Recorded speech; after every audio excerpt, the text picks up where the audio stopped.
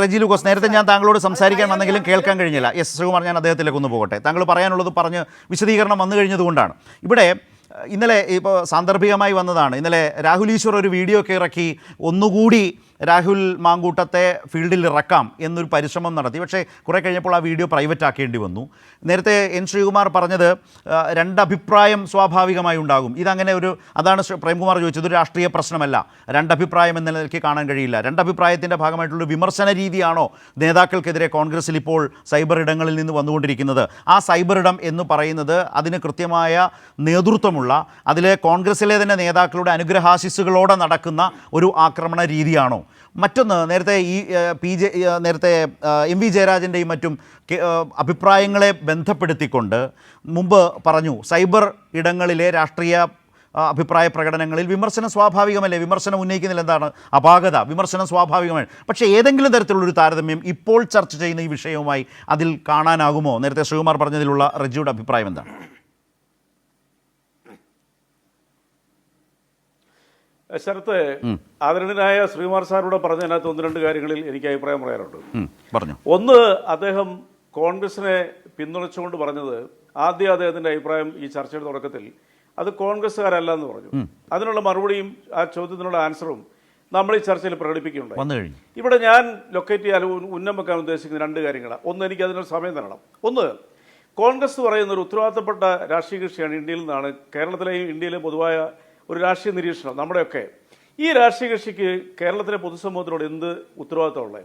രണ്ടാമത്, ഇനി കേരളത്തിലെ പൊതുസമൂഹത്തിനോട് ഒരു ഉത്തരവാദിത്തം വേണ്ട, ഇവരുടെ ദേശീയ നേതൃത്വത്തിനോട് ഈ പാർട്ടിക്കുള്ള ഉത്തരവാദിത്തം എന്താ?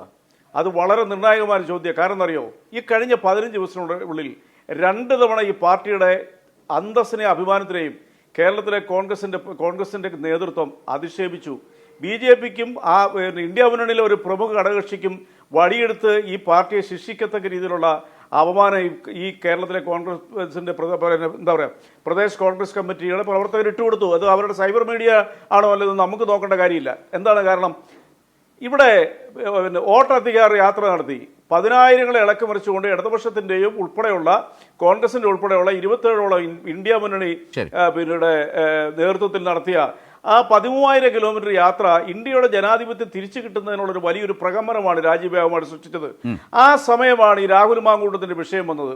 രാഹുൽ മാങ്കൂട്ടത്തിനെ സംരക്ഷിക്കാനും സംരക്ഷിക്കുകയല്ലെന്നും പറഞ്ഞ് ഇവർ ചേരി തിരിഞ്ഞപ്പോൾ സംഭവിച്ചെന്താണ്? ദേശീയ മാധ്യമങ്ങളിൽ ആ സമയത്ത് നടന്ന ചർച്ചകൾ എന്താണെന്നറിയോ? ശരത്തിനറിയാലോ, ബഹുമാനപ്പെട്ട ശ്രീകുമാർ സാറിന് അറിയാലോ. അവരുന്നയിച്ച 2 ചോദ്യങ്ങളുണ്ട്. ആ ചോദ്യങ്ങൾ പ്രസക്തമായ ചോദ്യം ഞാൻ അങ്ങോട്ട് പറയാം.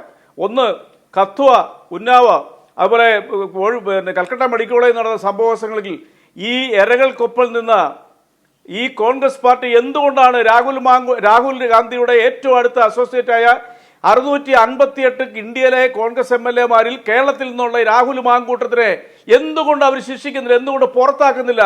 അതിനെതിരെ പ്രതികരിക്കുന്ന ചോദ്യം ദേശീയ വ്യാപകമായിട്ട് ഉന്നയിച്ചപ്പോൾ ഈ കേരളത്തിലെ കോൺഗ്രസ് പാർട്ടി തലകുനിക്കേണ്ട വന്നില്ലേ?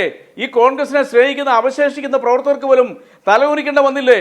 രണ്ടാമത്, ഞാൻ നേരത്തെ പറഞ്ഞ പോലെ നമ്മുടെ ഒറീസ ബീഹാർ വിഷയത്തിൽ ഈ രാഷ്ട്രീയ പ്രസ്ഥാനം, ഈ ദേശീയ മുന്നണി തലത്തിൽ പ്രവർത്തിക്കുന്ന ഒരു രാഷ്ട്രീയ പ്രസ്ഥാനത്തിന് അത് എന്താണോ BJPക്കെതിരെ ഈ ഇന്ത്യ മുന്നണി ഉയർത്തിയ വലിയ രീതിയിലുള്ള, ഞാൻ ആ വാക്ക് ഉപയോഗിക്കുന്നത്, പ്രകമ്പനപരമായിട്ടുള്ള മുന്നേറ്റങ്ങളെ തകർത്ത് കളഞ്ഞില്ലേ കേരളത്തിലെ കോൺഗ്രസിന്റെ പാർട്ടി? അതല്ലേ ബഹുമാനപ്പെട്ട ശ്രീകുമാർ സാർ മറുപടി പറയണ്ടേ? ഈ പാർട്ടിക്ക് ദേശീയപരമായിട്ടുള്ള എന്തെങ്കിലും ഭീഷണമുണ്ടോ?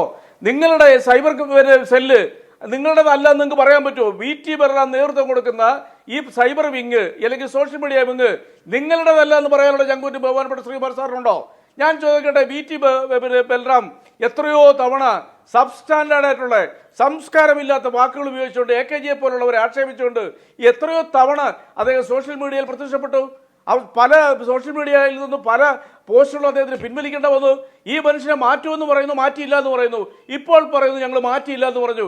അപ്പൊ നിങ്ങൾക്ക് ഈ പാർട്ടിക്ക്, നിങ്ങളുടെ പാർട്ടിയുടെ ദേശീയ നേതൃത്വത്തിനോട്, കേരളത്തിലെ ജനങ്ങളോടും കേരളത്തിലെ ജനാധിപത്യ പ്രക്രിയയോടും പ്രതിപക്ഷം എന്നുള്ള നിലയ്ക്കുള്ള നിങ്ങളുടെ കടമ എന്താണ്? നിങ്ങൾ എന്ത് മെസ്സേജാണ് കേരളത്തിലെ ജനങ്ങൾക്ക് നൽകുന്നത്? നിങ്ങൾ എന്ത് മെസ്സേജാണ് നിങ്ങൾ നൽകുന്നത്? ചുമ്മാ അങ്ങോട്ടും ഇങ്ങോട്ടും ആരോപണം ഉന്നയിച്ചുകൊണ്ട് വല്ല കാര്യമുണ്ടോ? നിങ്ങളുടെ ഡ്യൂട്ടി എന്താണ്? പ്രതിപക്ഷ നേതാവ് വി ഡി സതീശൻ, ഞാൻ ബഹുമാനപ്പെട്ട പ്രതിപക്ഷ നേതാവ് വി ഡി സതീശനെതിരെ നിങ്ങളുടെ പാർട്ടിയുടെ ഉൾപാർട്ടിയിൽ തമ്മിലുടെ പേരിൽ നിങ്ങളുടെ നേതൃത്വം നൽകുന്ന അല്ലെങ്കിൽ KPCC പ്രസിഡന്റിന്റെ മൗനാനുവാദത്തോടുകൂടി, കാരണം അദ്ദേഹം പിന്തുണച്ചിരിക്കുന്നതിനെ ഒരു ഷിയാസ് മാത്രമേ പ്രൊട്ടക്ട് ചെയ്യാൻ. രാഷ്ട്രീയ പാർട്ടിയുടെ അടിത്തറ എന്താണ്? കേരളത്തിലെ ജനങ്ങളതാ ചോദിക്കുന്നത്. നിങ്ങളുടെ വിഴുപ്പുകൾക്കൊന്നും കേരളത്തിലെ ജനങ്ങൾക്ക് യാതൊരു പ്രാധാന്യമില്ല. ഇവിടുത്തെ കേരളത്തിലെ ജനങ്ങൾ പ്രതീക്ഷിക്കുന്ന ഒരു നല്ല പ്രതിപക്ഷം, വികസനത്തിന് പിന്താങ്ങുക, തെറ്റുകളുടെ ചൂണ്ടിക്കാണിക്കുക, കേരളത്തിന് മുമ്പോട്ടുള്ള യാത്രയ്ക്ക് നിങ്ങളെ പോലെ അഴുക്ക് ചാലിച്ച് ചവിട്ടിരിക്കുന്ന ഒരു പാർട്ടിക്ക് ഇനി എന്ത് പ്രസക്തിയാണ്? വല്ലാതെ പ്രതിരോധത്തിൽ പോയൊരു പ്രതിപക്ഷം എന്ന പ്രശ്നം, അതിനിടയിലാണ് ഈ വിഷയങ്ങൾ കൂടി ഈ വിധത്തിൽ ഇങ്ങനെ മൂർച്ഛിച്ചു നിൽക്കുന്നത് പ്രതിപക്ഷത്തെ സംബന്ധിച്ച്. ഞാൻ വരാം റജി വരാം.